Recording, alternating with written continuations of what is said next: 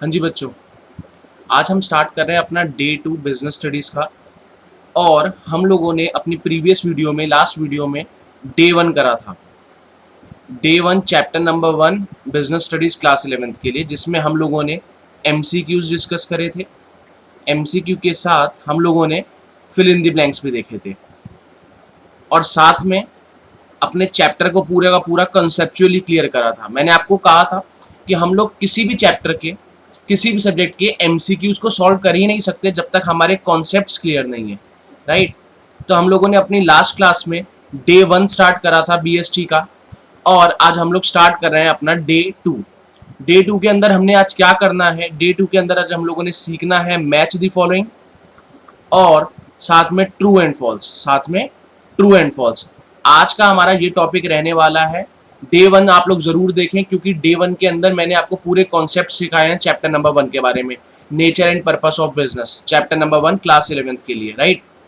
तो अब हम लोग स्टार्ट कर रहे हैं अपना डे 2। बहुत ध्यान से देखना है, सारे कॉन्सेप्ट्स भी स्ट्रांग होंगे और हमें क्वेश्चंस करने भी आएंगे साथ साथ, ठीक है। चलिए स्टार्ट करते हैं। हम लोगों ने डे 1 के अंदर क्वेश्चन नंबर 1 से लेकर क्वेश्चन नंबर 20 तक सॉल्व कर लिए थे विद कॉन्सेप्ट्स, राइट। तो आप लोग, मैं इसका लिंक आपसे डिस्क्रिप्शन में नीचे डालूंगा, आप लोग डिस्क्रिप्शन देखें, उसके अंदर डे 1 का लिंक आपको मिलेगा, उसमें डे 1 का लिंक देखो। और सबसे पहले डे 1 देखोगे तो बहुत अच्छी बात है, ताकि सारे कॉन्सेप्ट्स और अच्छे से पहले से ही क्लियर हो जाएंगे, फिर डे 2 को देखने में और मजा आएगा आपको, ठीक है। तो मैं स्टार्ट कर रहा हूँ डे 2 अपना क्वेश्चन नंबर 21 के साथ, 21 के साथ। बहुत ध्यान से देखना है, साथ साथ कॉन्सेप्ट सीखने बहुत जरूरी है, राइट। चलिए, मैच द फॉलोइंग है question number 21। Match the following है, a person who gets fees, a person who gets fees. कौन सा पर्सन है जिसको फीस मिलती है बच्चों? इसके लिए हमें कॉन्सेप्ट सीखना पड़ेगा। क्वेश्चन नंबर 21 के लिए कॉन्सेप्ट देखें सामने। चैप्टर नंबर 1 में हमने बात करी थी इकोनॉमिक एक्टिविटी क्या होती है। इकोनॉमिक एक्टिविटी बच्चों होती है जिसके थ्रू हम अपना लाइवलीहुड अर्न करते हैं। क्या अर्न करते हैं? लाइवलीहुड, मतलब पैसा कमाते हैं। और बच्चों, पैसा कमाना होता है हमें अपने घर के लिए, अपने फैमिली के लिए। तो इकोनॉमिक एक्टिविटीज 3 है जिनके थ्रू हम पैसा अर्न करते हैं। एक पर्सन होता है जो कहता है कि मैं तो बिजनेस कर रहा हूँ, हाँ कि ना। एक पर्सन कहता है कि मैं तो प्रोफेशन करता हूँ, मैं तो डॉक्टर हूँ, मैं तो टीचर हूँ, मैं तो आर्किटेक्चर हूँ, मैं तो इंजीनियर हूँ। और एक पर्सन कहता है सर कि मैं तो जॉब करता हूँ, मतलब मैं तो एम्प्लॉयमेंट में हूँ। होता है कि नहीं होता है? तीनों लोग पैसा कमा रहे हैं, लाइवलीहुड अर्न कर रहे हैं, हाँ कि ना। सबके सब। बिजनेसमैन को क्या मिलता है? बिजनेसमैन जब प्रॉफिट अर्न करता है तो उसकी रिटर्न का नाम क्या होता है बच्चों? उसकी रिटर्न का नाम होता है सर प्रॉफिट्स। बिजनेसमैन को बदले में मिलते हैं प्रॉफिट्स। एक प्रोफेशनल इंसान, आपके टीचर आपसे क्या मांगते हैं? कभी उन्होंने ये बोला कि बेटा नेक्स्ट क्लास में सैलरी लेके आना मेरी? बिल्कुल नहीं। नेक्स्ट क्लास में मेरे प्रॉफिट्स लेके आना? बिल्कुल भी नहीं। एक प्रोफेशनल पर्सन तो आपसे बदले में क्या लेता है? आपसे बदले में फीस लेता है। और एम्प्लॉयमेंट वाला पर्सन, जो कि आप जानते हो सबसे दुखी इंसान, वो कहता है सर मैं तो इंतजार करता हूँ महीने के एंड का, तब मुझे क्या मिलती है? तब मुझे सैलरी मिलती है। तो ये तीनों के तीनों जो एक्टिविटीज है ना, चाहे फिर वो बिजनेस हो, प्रोफेशन हो, चाहे वो एम्प्लॉयमेंट हो, वो तीनों की तीनों क्या कहलाती हैं? वो तीनों की तीनों इकोनॉमिक एक्टिविटी कहलाती है, क्योंकि इन तीनों के थ्रू हम लोग अपना लाइवलीहुड अर्न करते हैं, पैसे कमाते हैं, हाँ कि ना। अब अपना क्वेश्चन देखते हैं हम लोग। पर्सन हु गेट्स फीस, किसको फीस मिलती है बच्चों? ऑप्शन देख के आंसर देना है। एम्प्लॉयमेंट वाले पर्सन को। जो पर्सन जॉब में होता है, जो पर्सन एम्प्लॉयमेंट में होता है, उसे बदले में, ओहो हो, गलत बच्चों, गलत हो गया यहाँ पर हमारा, है ना। फीस, हम सैलरी की बात नहीं कर रहे हैं बच्चों, है ना, हम सैलरी की बात नहीं कर रहे हैं सर, हम तो फीस की बात कर रहे हैं। और फीस मिलती है प्रोफेशनल को, जो प्रोफेशन कर रहा होता है, चाहे वो किसी भी तरीके का प्रोफेशन हो, चाहे फिर वो एक टीचर हो, चार्टेड अकाउंटेंट हो, डॉक्टर हो, आर्किटेक्चर हो। फीस उसी पर्सन को मिलती है जो प्रोफेशन में होता है, ठीक है। Very good. मैंने एम्प्लॉयमेंट टिक कर दिया था ये सोच के कि मैंने ऊपर सैलरी लिखा है यहाँ पर, हु गेट सैलरी। सैलरी किसको मिलती है? जो एम्प्लॉयमेंट में होता है, लेकिन सर फीस तो मिलती है जो प्रोफेशन में होता है, right. Very good. B option, activity activity which includes no risk. ऐसी कौन सी एक्टिविटी जिसमें कोई रिस्क नहीं है बच्चों? उसका आंसर है एम्प्लॉयमेंट। कैसे सर? खुद बताओ बच्चों। एक पर्सन मेरे को मिला, वो कह रहे सर मैं सुबह 11 बजे से जॉब करना स्टार्ट कर देता हूँ, से लेकर 7 PM तक मेरी जॉब रहती है। उसके बाद सर फैक्ट्री में कोई भी एक्सीडेंट क्यों ना हो जाए, कोई भी प्रॉब्लम क्यों ना आ जाए, मैं तो सर नौकरी करता हूँ। मैं सिर्फ इतने से इतने के लिए लायबल रहता हूँ। मैं मेरे को और कोई रिस्क है ही नहीं। उसके बाद चाहे फैक्ट्री में आग लगे, चोरी हो, कोई भी समस्या हो, मुझे लेना देना नहीं है। मैं 11 बजे जाके अपना काम करना स्टार्ट करता हूँ, 7 बजे मेरी छुट्टी हो जाती है। तो जो एम्प्लॉयमेंट है ना, ये जो जॉब वह है ना, वो सबसे ज्यादा क्या है बच्चों, सिक्योर है इस मामले में। उसमें कोई भी रिस्क इन्वॉल्व है ही नहीं। पर्सन सिर्फ लायबल होता है 11 से 7 के लिए मान लो, और उसे उसके बाद से कोई चिंता नहीं है, हाँ कि ना। इसका मतलब सबसे कम अगर रिस्क है तो वो एम्प्लॉयमेंट में होता है, नौकरी में होता है, हाँ कि ना बच्चों। बिल्कुल बच्चों, तो यहाँ पर यही क्वेश्चन है, activity which includes no risk, जिसमें कोई रिस्क नहीं है, तो हमारा आंसर है एम्प्लॉयमेंट। राइट बच्चों। Third, maximum possibility of risk, सबसे ज्यादा रिस्क कहाँ होता है, बचपन से सुन रहे हैं सर, सबसे ज्यादा रिस्क कहाँ होगा, जब क्या हो जाएगी, वॉर हो जाएगी, वहां पर सबसे ज्यादा रिस्क होगा बच्चों। कैसे रिस्क होगा देखो जरा यहाँ पर, समझो इस बात को। इंडिया और चाइना, इंडिया हमेशा से चाइना से माल लेता है, कभी चाइना इंडिया को माल देती है, तो कभी इंडिया चाइना को भी कुछ एक्सपोर्ट करती है, हाँ कि ना। लेकिन अगर मोदी जी ने डिक्लेयर कर दी दोनों कंट्रीज के बीच में क्या, वॉर, इंडिया का वॉर डिक्लेयर हो गया किसके साथ, चाइना के साथ। तो इंडिया और चाइना के बीच में जितने भी कॉन्ट्रैक्ट्स होंगे, इंडिया और चाइना के बीच में जितने भी कॉन्ट्रैक्ट्स हो जाएंगे, वो पूरी तरीके से खत्म हो जाएंगे, पूरी तरीके से वॉइड हो जाएंगे, हाँ कि ना। इसका मतलब जब दो कंट्रीज में वॉर होती है तो बिजनेस ट्रांजैक्शंस पूरी तरीके से खत्म हो जाती है, सस्पेंड हो जाती है, खत्म हो जाती है। इसीलिए अगर कभी दो कंट्रीज में वॉर हो गई तो सबसे ज्यादा पॉसिबिलिटी है रिस्क की, इसलिए मैक्सिमम पॉसिबिलिटी ऑफ रिस्क हमारे ऑप्शन के हिसाब से आंसर क्या होना चाहिए, वॉर। कि जब सर वॉर होगी तभी सबसे ज्यादा चांसेस है रिस्क के। Next point, D, business uncertainty. बच्चों बिजनेस अनसर्टेनिटी का मतलब बिजनेस रिस्क ही है। सब लोग जानते हैं बिजनेस के अंदर रिस्क होता है, कभी भी बिजनेस को लॉस हो सकता है, और कभी भी हम इनएडिक्वेट प्रॉफिट्स कमा सकते हैं। सर इनएडिक्वेट प्रॉफिट्स का मतलब जितना प्रॉफिट सोचा था उससे कम। हम लोगों ने 5 लाख का प्रॉफिट सोचा हुआ था और हमें सिर्फ 2 लाख का प्रॉफिट हुआ, तो ये भी तो रिस्क बिजनेस में बना रहता है, बिल्कुल। तो बिजनेस तो पूरी तरीके से रिस्क से भरा हुआ होता है। और यहाँ पर अब ऑप्शन बचता ही है हमारे लिए कौन सा, चेंज इन प्राइस। बच्चों बाजार में, इकोनॉमी के अंदर प्राइसेस में ऊपर नीचे होने की वजह से क्या हो जाता है, बिजनेस अनसर्टेन हो जाता है। कभी प्राइस का बढ़ना, कभी प्राइस का घटना, सरकार ने टैक्सेस लगा दिए, गवर्नमेंट ने टैक्सेस बढ़ा दिए, तो ऑटोमेटिकली क्या हो जाएगी, सामान की कॉस्ट बढ़ जाएगी। कॉस्ट बढ़ जाएगी तो हो सकता है जो प्रोड्यूसर हो, जो माल बनाने वाला हो, वो उतना माल ही ना बना पाए, और कस्टमर को वो माल महंगा मिलेगा अब टैक्सेस बढ़ने की वजह से, तो हो सकता है वो माल खरीदे ना। तो उसकी वजह से पूरी तरीके से बिजनेस में अनसर्टेनिटी आ गई कि नहीं आ गई, बिजनेस में रिस्क आ गया कि नहीं आ गया, answer is yes sir. Clear है, वेरी गुड बच्चों। क्वेश्चन नंबर 22 स्टार्ट करने लगे, बहुत आसान है, सामने देखें। नॉन इकोनॉमिक एक्टिविटी, बच्चों अभी हमने बात करी थी इकोनॉमिक एक्टिविटी होती है जहां से हम अपना लाइवलीहुड अर्न करते हैं। नॉन इकोनॉमिक एक्टिविटी वो एक्टिविटी होती है जिसमें हमारा पर्पस साइकोलॉजिकल नीड्स को पूरा करना होता है। जैसे कि हम जब एग्जाम्स आते हैं, बच्चे कह रहे हैं सर हम तो मंदिर जाते हैं भगवान से मांगने की, भगवान तू प्लीज हमें अच्छे मार्क्स दिला दे, जाते हैं कि नहीं जाते, वैष्णो देवी जाते हैं कुछ बच्चे, तो कह रहे हैं सर बस अच्छे नंबरों के लिए कुछ भी कर सकते हैं, भले हमने पढ़ाई नहीं करी है पूरे साल, लेकिन हाँ हम मंदिर जरूर जाएंगे। उसी हिसाब से बच्चों भगत सिंह जी में क्या था, उन्होंने देश के लिए, फ्रीडम के लिए अपनी जान दी, पेट्रियोटिज्म की फीलिंग थी, उनका पर्पस कभी भी पैसा कमाना नहीं था, वो तो देश के लिए उन्होंने अपनी जान दी। तो बच्चों नॉन इकोनॉमिक एक्टिविटी यही होती है जहां पर हम अपने साइकोलॉजिकल नीड्स को पूरा करते हैं। कौन से नीड्स को, साइकोलॉजिकल नीड्स को पूरा करते हैं। हमारा पर्पस पैसा कमाना नहीं होता। जैसे हमने किसी ब्लाइंड पर्सन को रोड क्रॉस करा दी, तो क्या करते हो आप लोग, उनसे पैसे लेते हो बदले में, बिल्कुल भी नहीं सर।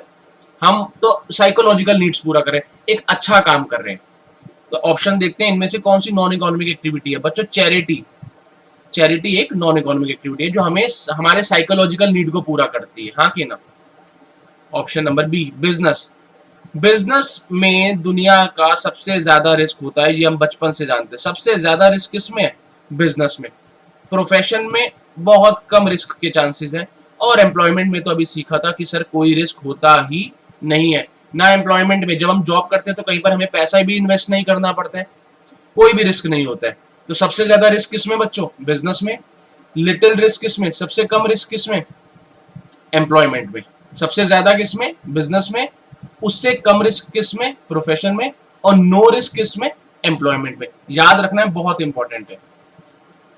बच्चे कह रहे हैं sir question number 23। Question number 23 ध्यान से, बिजनेस एक्टिविटीज। बिजनेस एक्टिविटीज क्या होती है बच्चों? ध्यान से सुनना जरा, इसको सीखने वाली बात है। डे वन जरूर देखना है, डे वन के अंदर भी हमने खूब बातें डिस्कस करी हैं। सीक्वेंस में चलेंगे तो ही मजा आने वाला है, तभी सिलेबस बहुत अच्छे से हमारा कंप्लीट होगा, है ना। ये देखो, बात हो रही है सर बिजनेस एक्टिविटी की। किसकी सर? Business activity. बच्चों बिजनेस एक्टिविटी के अंदर बात आती है एक तो इंडस्ट्री, जहां पर माल बनता है, हाँ कि ना। पहले माल को प्रोड्यूस करा जाएगा, पहले माल की प्रोडक्शन होगी, पहले माल को बनाया जाएगा, उसके बाद ही तो उसे बाजार में बेचा और खरीदा जाता है, जिसको हम बोलते हैं कॉमर्स। और कॉमर्स में भी बच्चों दो बातें आती हैं, कौन कौन सी? कॉमर्स में भी बच्चों दो बातें आती है, कौन कौन सी? एक तो ट्रेड, कॉमर्स में दो बातें, ट्रेड और ऑक्सिलियरीज टू ट्रेड। इन सब बातों की एक्सप्लेनेशन बच्चों डे वन वाली वीडियो में बहुत अच्छे से हो रखी है, उसको आप जरूर देखना। तो बिजनेस क्वेश्चन पूछ रहे हैं बिजनेस एक्टिविटीज क्या होती है, तो बिजनेस एक्टिविटीज वो होती हैं जो सबसे पहले प्रोडक्शन करती है, माल को बनाती है, तो वो होती है इंडस्ट्रीज। और इंडस्ट्रीज में माल बनने के बाद बच्चों हम लोग उसे बेचना स्टार्ट करते हैं मार्केट के अंदर, उसे हम लोग कॉमर्स कहते हैं। तो ट्रेड का मतलब ही मैंने बताया था, buying and selling of goods and services, buying and selling of goods and services. और ये ऑक्सिलरीज टू ट्रेड का मतलब मैंने क्या बताया था कि सामान को बेचने के लिए हमें बहुत सारी सर्विसेज की जरूरत होती है, जैसे कि ट्रांसपोर्टेशन, माल को इधर से उधर लेके जाना है कि नहीं लेके जाना है, बिल्कुल। माल को स्टोर करने के लिए भी हमारे पास वेयर हाउस होना चाहिए कि नहीं होना चाहिए, जहां पर हम इतने सारे माल को रखेंगे, उसके लिए हमें एक वेयर हाउस भी चाहिए था, हाँ कि ना। माल को प्रमोट करने के लिए, अपने प्रोडक्ट को प्रमोट करने के लिए एडवर्टीजमेंट भी करनी पड़ती है, माल में आग ना लग जाए, माल की चोरी ना हो जाए, उसके लिए इंश्योरेंस भी करा के चलनी पड़ती है। तो ये सब ट्रेड को मदद करती हैं, ये सारी सर्विसेज जो मैंने अभी आपको बताई, उन्हीं सर्विसेज को हम लोग ऑक्सिलियरीज टू ट्रेड कहते हैं, जो बिजनेस को करने में हमें हेल्प करती हैं। तो इसका मतलब जब मैं बिजनेस एक्टिविटीज की बात बोलता हूँ तो वहां पर इंडस्ट्री तो आएगी आएगी, क्योंकि पहले तो माल बनेगा, माल बनने के बाद कॉमर्स होना स्टार्ट होता है। तो बच्चों जब आपसे कोई पूछे कि बिजनेस एक्टिविटीज क्या है, तो आप बोलोगे पहले माल का बनना, डेट इज इंडस्ट्री, और इंडस्ट्री के बाद माल को खरीदना और बेचना, डेट इज कॉमर्स। तो बिजनेस एक्टिविटीज में दोनों बातें आती है, कौन कौन सी? इंडस्ट्री भी और कॉमर्स भी। तो हमारा ऑप्शन देखते हैं कौन सा सही होगा। बिजनेस एक्टिविटीज का मतलब ही क्या हो गया? Option number 4, that is industry plus commerce. Day one देखना जरूर, उसमें और अच्छे से डिटेल्स है, सारी बातों की बेसिक से स्टार्ट करा था हम लोगों ने, है ना। B, industry. इंडस्ट्री तो बच्चों साफ साफ लिखा है, इंडस्ट्री कौन सी? इंडस्ट्री तो तीन तरीकों की होती है, प्राइमरी इंडस्ट्रीज, सेकेंडरी इंडस्ट्री और सर्विस इंडस्ट्री। प्राइमरी इंडस्ट्री में हम लोग नेचुरल रिसोर्सेज का यूज करते हैं, किसका? नेचुरल रिसोर्स का। जैसे कि मान लो पोटैटो, उस पोटैटोज को फिर हम कन्वर्ट करते हैं फैक्ट्रीज में और हम क्या बना देते हैं? लेज। वो होता है हमारा सेकेंडरी इंडस्ट्री, जहां पर फर्दर प्रोडक्शन होती है। नेचुरल रिसोर्सेज का यूज हम लोग प्राइमरी इंडस्ट्री में करते हैं। उस प्राइमरी इंडस्ट्री से जो हमें नेचुरल रिसोर्स मिला है, हमारे एग्जांपल में पोटैटो है, उसे फिर हम फैक्ट्रीज में भेजते हैं फर्दर प्रोसेसिंग के लिए, जहां से हमारे लेस तैयार हो जाते हैं। और फिर सर्विस इंडस्ट्री, जिसको हम ऑक्सिलरीज टू ट्रेड, अभी हमने बात करी है, जिसको हम ऑक्सिलरीज टू ट्रेड करते हैं, उसकी मदद से हम लोग क्या कर पाते हैं? इजीली ट्रेड कर पाते हैं, हाँ कि ना बच्चों।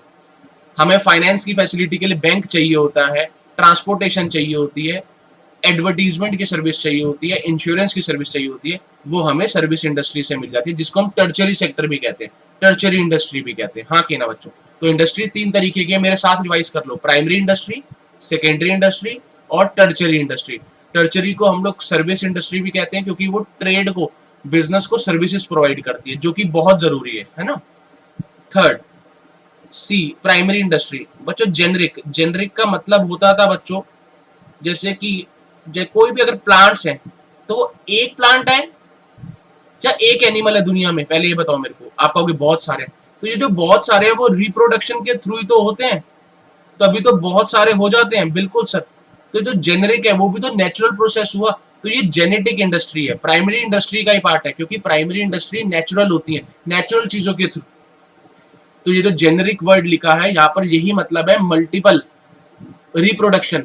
मतलब क्या हुआ बच्चों, यहाँ पर आप रिप्रोडक्शन कराते हैं तब एक हेन से बहुत सारे हेन्स हो जाते हैं, फिर आप लोगों को बच्चों नॉनवेज खाने को मिलता है जगह जगह पर, हाँ कि ना। तो ये कैसे पॉसिबल है, जेनेटिक इंडस्ट्री के थ्रू, जहां पर मल्टीप्लीकेशन होता है नेचुरली रिप्रोडक्शन के थ्रू। तो ये प्राइमरी इंडस्ट्री का पार्ट हो गया, हाँ कि ना। नेचुरल रिसोर्सेज जो भी है, नेचुरल सब चीजें जो भी है, वो आपका प्राइमरी इंडस्ट्री का पार्ट है। और अभी आपको मैंने बताया था सेकेंडरी इंडस्ट्री कौन सी होती है, बच्चे कह रहे हैं सेकेंडरी इंडस्ट्री वो इंडस्ट्री होती है जहां पर प्रोडक्शन होती थी, फर्दर प्रोडक्शन होती है, हाँ कि ना बच्चों। तो फर्दर प्रोडक्शन देखते हैं जरा कैसे होती है।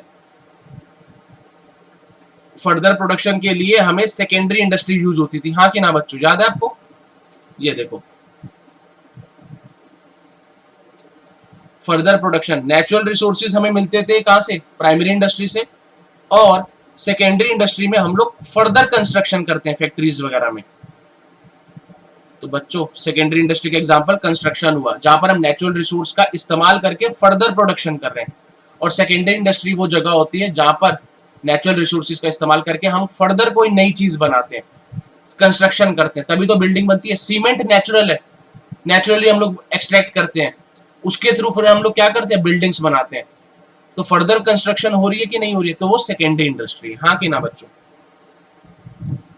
क्वेश्चन नंबर 24, बच्चों बिजनेस है तो बिजनेस में रिस्क जरूर होते हैं, और जो बिजनेस रिस्क होते हैं वो अलग अलग कॉजेज की वजह से होते हैं, जैसे कि ह्यूमन कॉज।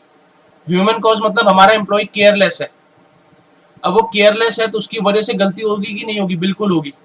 वो अगर कुछ गलत करेगा तो हमें बिजनेस में रिस्क होगा कि नहीं होगा, बिल्कुल होगा।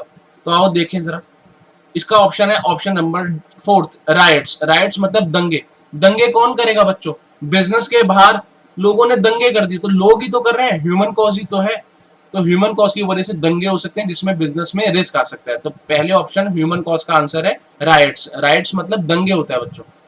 उसके बाद नेचुरल कॉज। नेचुरल कॉज बच्चों फ्लड्स हो गया, इसमें कोई भी ह्यूमन नेचर की बात नहीं है। फ्लड्स, बाढ़ आ जाना, बाढ़ वगैरह सब चीजें तो नेचुरल है सर, तो ये नेचुरल कॉज हो गया बिजनेस रिस्क का। इसकी वजह से भी बिजनेस को रिस्क हो सकता है, लॉसेस हो सकते हैं सर, इनएडिक्वेट प्रॉफिट्स हो सकते हैं, है ना। इकोनॉमिक कॉज, बच्चों जब भी इकोनॉमिक कॉज की बात आती है तो वहां पर बात आती है change in taste and preferences, fashion बदल जाना कस्टमर का, इन सब चीजों की वजह से प्राइस में चेंजेस आ जाना, ये सब चीजें इकोनॉमिक कॉजेज है बिजनेस रिस्क के लिए, हाँ कि ना। और बाकी बचा हुआ फिर अदर कॉजेज आ जाता है, जिसमें कोई भी किस्म का टेक्निकल चेंज होने की वजह से अगर बिजनेस रिस्क हो रहा है तो उसको हम अदर कॉजेज बोलेंगे। ह्यूमन कॉज मतलब जहां ह्यूमन की गलती की वजह से बिजनेस को रिस्क हो रहा हो। नेचुरल कॉज मतलब जैसे कोई नेचुरल कैलेमिटी हो जाए, अर्थक्वेक, फ्लड्स, कोरोना वायरस, हाँ कि ना। बंदों के काम बंद हो गए थे, हाँ कि ना, बिल्कुल। इकोनॉमिक कॉजेज के अंदर प्राइस में चेंजेस आना, फैशन में चेंज आना, टेस्ट एंड प्रेफरेंस में चेंज आना, है ना। बाकी अदर कॉजेज में रिमेनिंग कोई भी बात।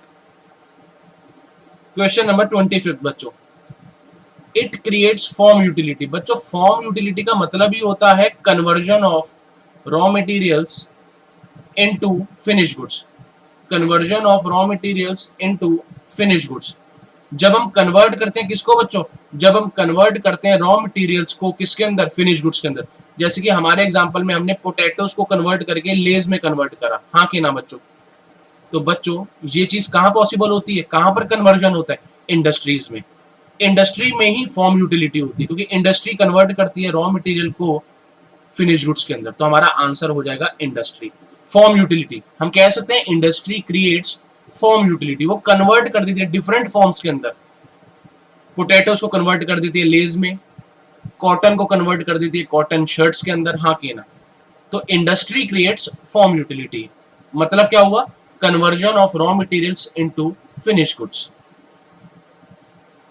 Option b, it includes home and foreign trade. बच्चों इसका आंसर ट्रेड है, क्योंकि ट्रेड के अंदर ही होम ट्रेड भी आता है और फॉरेन ट्रेड। होम ट्रेड का मतलब जो इंडिया के अंदर ही करा जा रहा है, with in the geographical area of India. Suppose Delhi के अंदर हम हैं और दिल्ली वाले से डील करते हैं, या दिल्ली के हम हैं बॉम्बे वाले से डील करते हैं, फिर भी तो इंडिया के अंदर ही हो रहा है, तो इसको हम लोग होम ट्रेड या इंटरनल ट्रेड कहते हैं। एक्सटर्नल ट्रेड या फॉरेन ट्रेड क्या होता है, जब इंडिया वाला डील कर रहा हो चाइना के साथ, या चाइना वाला डील कर रहा हो इंडिया के साथ, दो अलग अलग कंट्रीज के बीच में अगर बात होती है तो हम उसको फॉरेन ट्रेड या एक्सटर्नल ट्रेड कहते हैं। ये दोनों चीजें ट्रेड के अंदर आती हैं, इंटरनल ट्रेड भी और एक्सटर्नल ट्रेड भी। More working capital less fixed capital, बच्चों more working capital and less fixed capital, इसको समझते हैं ध्यान से। एक तरफ वर्ड आ रहा है वर्किंग कैपिटल और एक तरफ वर्ड आ रहा है फिक्स कैपिटल। बच्चों वर्किंग कैपिटल चाहिए होती है बिजनेस को अपने रोज के खर्चों को निपटाने के लिए, डे टू डे एक्टिविटीज के लिए, जैसे कि रॉ मटेरियल को परचेज करने के लिए, स्टाफ को सैलरी देने के लिए, रेंट देने के लिए, ऐसे सब डेली बेसिस के खर्चों के लिए हमें बिजनेस के लिए वर्किंग कैपिटल चाहिए होती है। और फिक्स कैपिटल का मतलब है जब हमें कोई क्या खरीदनी हो, या जब हमें कोई बड़ी मशीनरी खरीदनी हो, उसे हम फिक्स्ड कैपिटल बोलते हैं। जहां पर हमने पैसा लगा दिया, जिसमें अमाउंट भी क्या है, बहुत ही ज्यादा सर, हाँ कि ना, अमाउंट बहुत ही ज्यादा है। तो खुद बताओ हमें बिल्डिंग, अपनी बिल्डिंग की जरूरत कहां पर है, बड़ी बड़ी मशीनरीज की जरूरत कहां पर है, इंडस्ट्रीज में। अगर हम लोग खुद माल बनाते हैं, खुद प्रोडक्शन करते हैं, तो वो होती है इंडस्ट्री। तो इंडस्ट्री के लिए हमें ज्यादा फिक्स कैपिटल की जरूरत होगी ही होगी। लेकिन अगर हम लोग कॉमर्स करते हैं बच्चों, कॉमर्स करते हैं मतलब ट्रेड करते हैं, माल को खरीदते हैं बेचते हैं, किसी से बना बनाया माल खरीद लेते हैं और उसे आगे बेच देते हैं, तो वहां पर हमें कोई बिल्डिंग की जरूरत नहीं है, वहां पर हमें कोई फैक्ट्री की जरूरत नहीं है, बड़ी बड़ी मशीनरीज की जरूरत नहीं है, वो जरूरत तो होती है इंडस्ट्री में। तो मतलब कॉमर्स के अंदर हमें फिक्स कैपिटल की जरूरत नहीं है, हमें डे टू डे खर्चों के लिए वर्किंग कैपिटल ज्यादा चाहिए होती है, ये बात तो पक्की है ना। तो कॉमर्स के अंदर, इंडस्ट्री के अंदर तो क्या बच्चों, इंडस्ट्री के लिए हमें ज्यादा पैसा चाहिए, फिक्स्ड कैपिटल चाहिए, बिल्डिंग के लिए, मशीनरीज के लिए। लेकिन अगर हम कॉमर्स में इंक्लूड है, जहां पर buying and selling of goods and services होती है, वहां पर हमें डेली बेसिस के लिए ज्यादा पैसा चाहिए होता है, वर्किंग कैपिटल की जरूरत ज्यादा होती है बच्चों। तो देखो हमारा ऑप्शन क्या हो जाएगा, मोर working capital less fixed capital, कहां पर बच्चों, कॉमर्स के अंदर, है ना। और ऑप्शन नंबर क्वेश्चन डी है, इट इज अनअवॉइडेबल। क्या अनअवॉइडेबल होता है बच्चों, रिस्क ही तो क्या होता है, अनअवॉइडेबल होता है। रिस्क को हम चाहकर भी अवॉइड नहीं कर सकते हैं बच्चों, हाँ कि ना। बस बच्चों अब हम क्वेश्चन नंबर 26 स्टार्ट कर रहे हैं, जिसमें हम ट्रू एंड फॉल्स को डिस्कस करेंगे। किसको डिस्कस करेंगे, ट्रू एंड फॉल्स को। देखो बहुत ध्यान से, ट्रू एंड फॉल्स, ये देखो,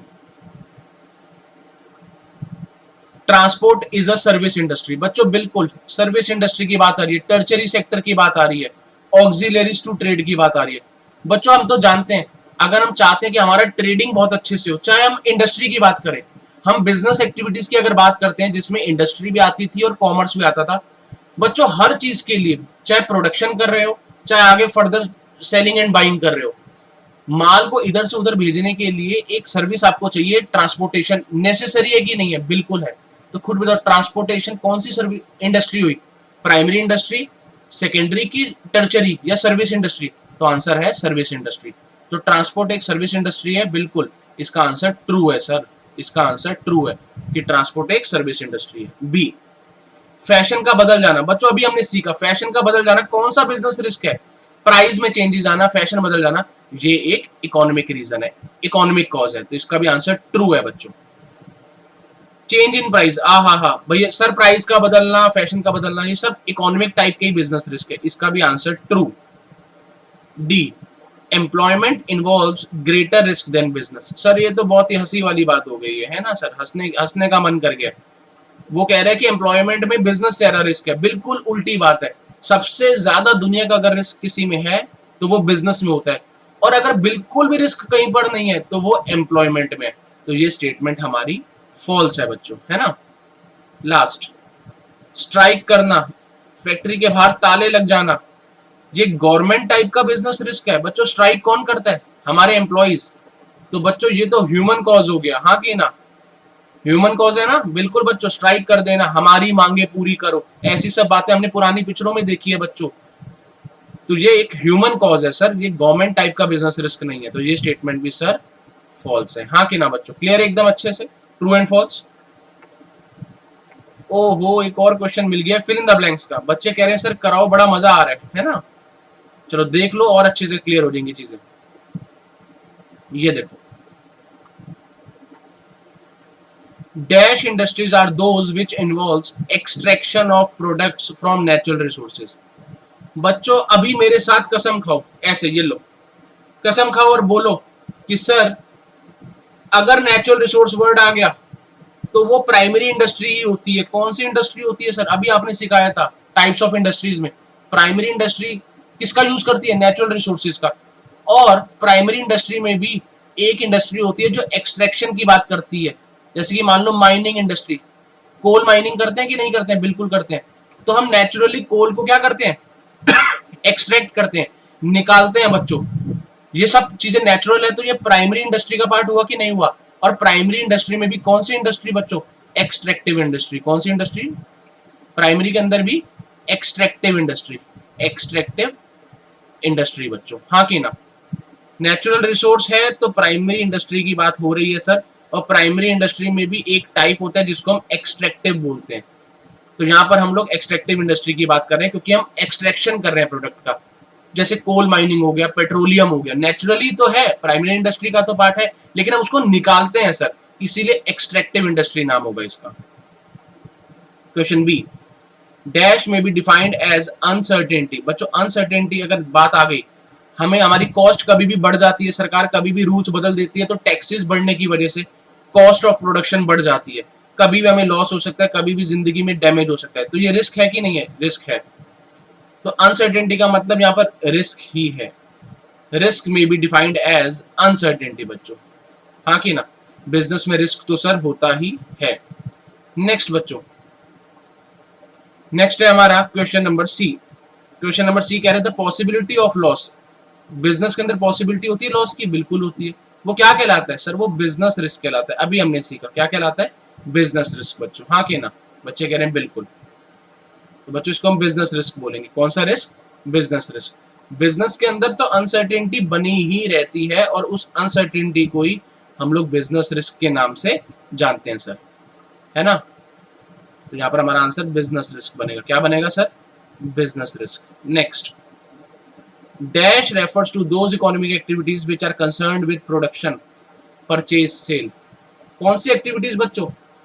बिजनेस बच्चों। इसका आंसर भी बिजनेस ही है क्योंकि बिजनेस के अंदर ही तो प्रोडक्शन होती है, माल का बनना। इंडस्ट्री मतलब परचेज सेल होते हैं ट्रेड के अंदर, कॉमर्स के अंदर। तो बच्चों खुद बताओ, ये सारी की सारी एक्टिविटीज बिजनेस का ही तो पार्ट है, बिजनेस एक्टिविटीज ही तो है ना? तो आंसर है बिजनेस रेफर्स टू। बिजनेस में ही प्रोडक्शन होती है, बिजनेस के अंदर ही सामान की परचेज और सेल भी होती है। ई point, trade done with in geographical boundaries of one country. एक ही कंट्री में अगर बिजनेस हो रहा है तो बच्चों हम लोग उसको इंटरनल ट्रेड या होम ट्रेड बोलते हैं। इंटरनल या होम ट्रेड बोलते हैं। Next, dash includes trade and auxiliaries to trade. बच्चों ये बात तो हम डे वन से सीख रहे हैं बार बार। कॉमर्स इंक्लूड्स, कॉमर्स के अंदर ये दोनों बातें आती हैं, ट्रेड भी और ऑक्सिलरीज टू ट्रेड भी। जी, dash trade refers to buying and selling of goods and services between people और organisation belonging to different countries. अलग अलग कंट्रीज मतलब इंडिया अगर डील कर रहा है किसके साथ? चाइना के साथ।